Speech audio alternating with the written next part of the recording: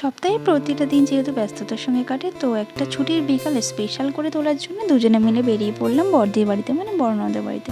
তো বিকাল বিকাল রেডি হয়ে দুজনে মিলে চলে গেলাম দিদির বাড়িতে, কারণ অনেক দিন ধরে দিদি যাওয়ার কথা বলে, তো সময়ের জন্য যে যাওয়া হয় না।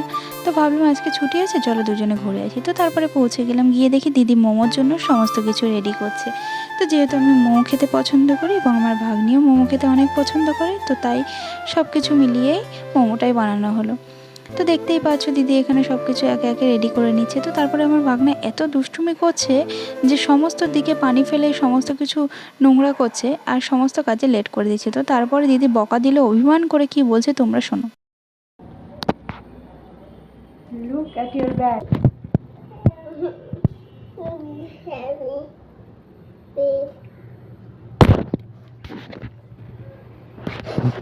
প্লিজ আমাকে ক্ষমা করে দাও, প্লিজ প্লিজ আমাকে ক্ষমা করে দাও প্লিজ। তারপর মোমোগুলো পরপর সাজিয়ে নিল স্টিম দেওয়ার জন্য। তো সবাই মিলে একসাথে যেহেতু কাজটা করেছি, তো অনেক তাড়াতাড়ি কমপ্লিট হয়ে গেছে। তো তারপরে সব কিছু রেডি করে খেয়ে আমরা বেরিয়ে পড়লাম বাড়ির উদ্দেশ্যে। তো ভিডিওটি কেমন লাগলো অবশ্যই জানিও।